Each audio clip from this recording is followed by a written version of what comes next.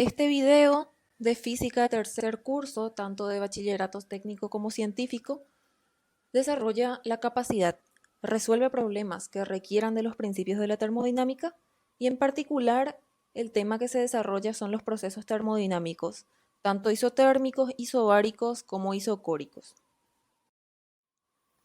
Los procesos que se van a estudiar ocurren en los gases, así que es importante entender que toda la materia está constituida por pequeñas partículas que se llaman moléculas, y en los gases estas moléculas se mueven de forma libre y desordenada en todas las direcciones y sentidos.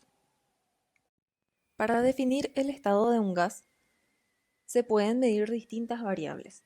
Una de ellas es la temperatura, que depende más que nada de la velocidad a la que se estén moviendo las moléculas. En el sistema internacional se mide en Kelvin, hay otras formas de medir, por ejemplo los grados Celsius, pero siempre para todos los cálculos físicos se utilizan los Kelvin.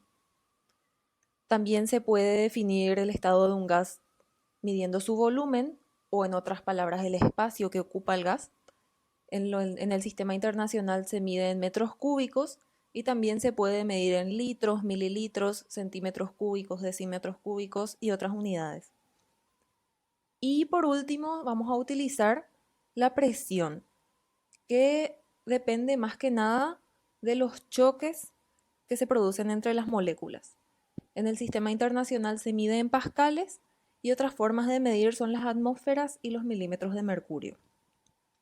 Cuando cambia una de estas variables, se provocan cambios también por lo menos en una de las otras variables. Y de acuerdo a cuáles sean las características que estén variando, las transformaciones que se producen tienen un nombre u otro.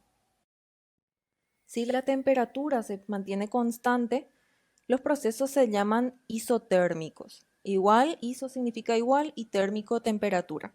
En ese caso se utiliza la ley de Boyle-Mariotte que dice, a temperatura constante la presión de un gas es inversamente proporcional a su volumen.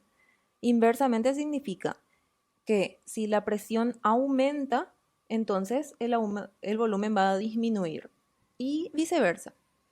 La fórmula de la ley de Boyle-Mariotte es esta que tenemos aquí, presión inicial por volumen inicial igual a presión final por volumen final. En el caso de que el volumen se mantenga constante, nos guiamos por la ley de Gay-Lussac, que dice, a volumen constante, la presión es directamente proporcional a su temperatura absoluta. Directamente proporcional significa que si la presión aumenta, la temperatura también va a aumentar. Si uno de los dos disminuye, la otra variable también va a disminuir. Estos procesos se llaman isocóricos cuando el volumen no varía. Y la fórmula es la que tenemos acá, presión inicial dividido temperatura inicial igual a presión final dividido temperatura final. Por otro lado tenemos la ley de Charles, que se aplica a transformaciones isobáricas, es decir, cuando la presión no varía. En este caso, el volumen es directamente proporcional a la temperatura absoluta. Si el volumen aumenta, la temperatura también aumenta. Si la temperatura disminuye, el volumen también. La fórmula es la que tenemos acá. En la mayoría de los casos de la vida real, ninguna de las variables se mantiene constante. Entonces la ecuación que se utiliza es la ecuación general de los gases, que como se puede ver es una combinación de las tres leyes que se vieron anteriormente. Muy difícil es aplicar esta ecuación que tenemos arriba y más difícil aún es despejarla. Es por eso que también se puede presentar de esta manera. Son lo mismo, simplemente acá la temperatura inicial está dividiendo, pasa a multiplicar al otro miembro y la temperatura final que está dividiendo al miembro de la derecha pasa a multiplicar al miembro de la izquierda. Y nos queda esta ecuación. Presión inicial por volumen inicial por temperatura final igual a presión final por volumen final por temperatura inicial. Muy importante tener cuidado con los estados iniciales y los finales, no confundirlos. Por eso es que se indica siempre con un número 1 los estados iniciales, con un número 2 los estados finales. Algunas personas acostumbran a indicarlos con letras I y F. Ambas maneras son correctas. Y bueno, les dejo este formulario para que lo copien y lo utilicen a la hora de hacer ejercicios. El primer ejemplo dice, una muestra de oxígeno ocupa 4,2 litros a 760 milímetros de mercurio. ¿Cuál será el volumen del oxígeno a 415 milímetros de mercurio si la temperatura permanece constante? Nuestros datos son que en el primer estado el oxígeno ocupaba 4,2 litros, este es el volumen, a 760 milímetros de mercurio. Esta es una unidad de medida de presión. ¿Cuál será el volumen del oxígeno a 415 milímetros de mercurio? Entonces, en el estado final tenemos una presión que disminuyó a 415 milímetros y nuestra incógnita es el volumen. Además, sabemos que la temperatura permanece constante. Bueno, ya tenemos nuestros datos. Lo primero que hacemos es mirar las unidades de medida. En este caso, las dos presiones están expresadas en la misma unidad. Entonces no hay que hacer ninguna conversión.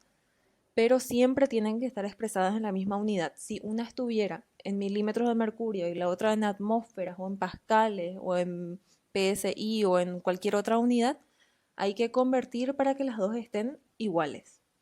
Bueno, seguimos, vemos que lo que queremos hallar es el volumen final. También tenemos que la temperatura es constante. Entonces, la ley que tenemos que aplicar es la ley de Boyle-Mariotte.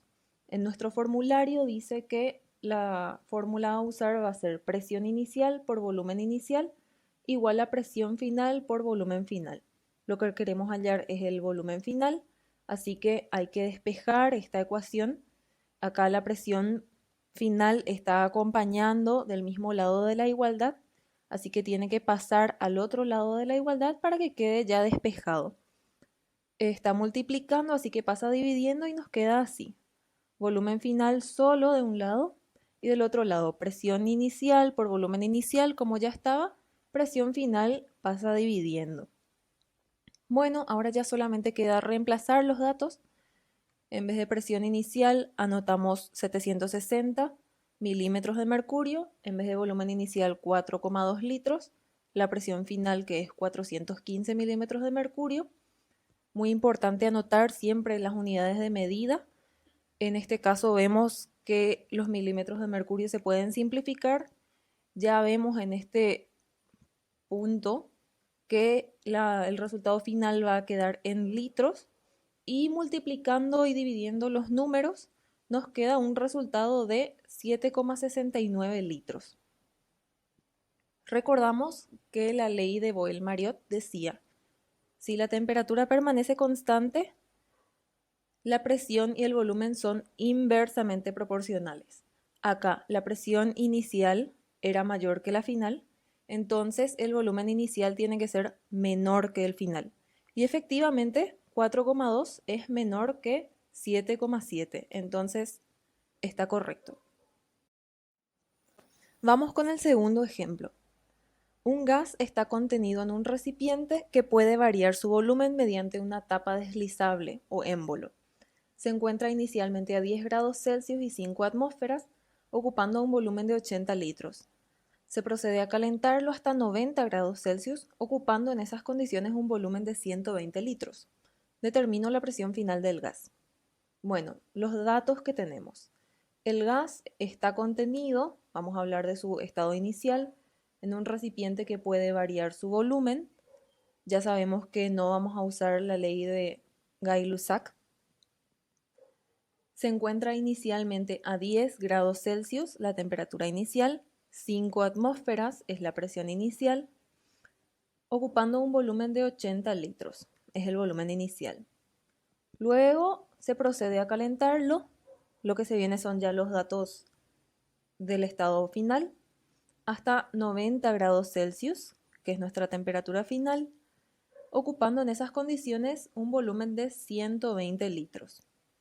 Determino la presión final del gas. Esa es nuestra incógnita. Ya tenemos los datos, otra vez nos fijamos en las unidades de medida.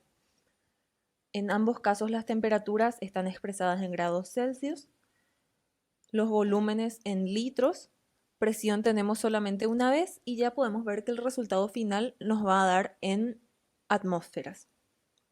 Pero recordemos que para hacer cálculos de física siempre se utilizan la unidad de Kelvin en lugar de los grados Celsius.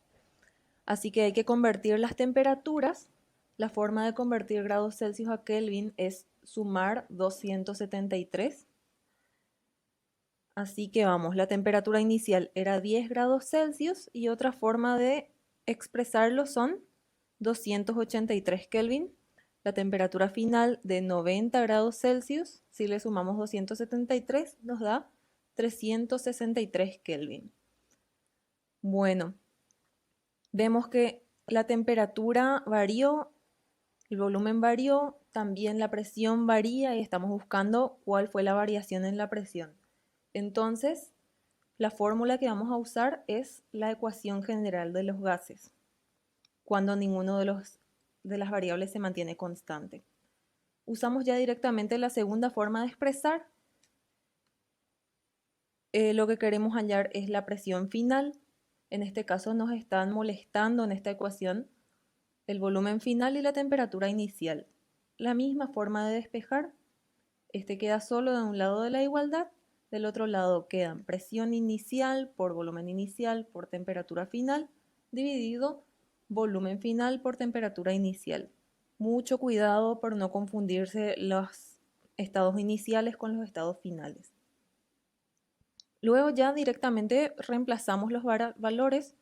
La presión inicial, que era de 5 atmósferas, el volumen inicial era de 80 litros, temperatura inicial era 10 grados Celsius, pero se expresa en Kelvin, se ponen 283 Kelvin, volumen final que es 120 litros y temperatura final otra vez en Kelvin, no equivocarse, 363 Kelvin. Anotando acá las unidades de medida, baja muchísimo la probabilidad de que nos equivoquemos. Si nos olvidamos de convertir, vamos a darnos cuenta mientras estamos reemplazando los valores. Bueno, acá se simplifican los litros con los litros, los Kelvin con los Kelvin. Ya vemos que el resultado final va a estar en atmósferas. Se multiplica 5 por 80 por 363 dividido 120 por 283 y nos queda una presión final de 4,3 atmósferas.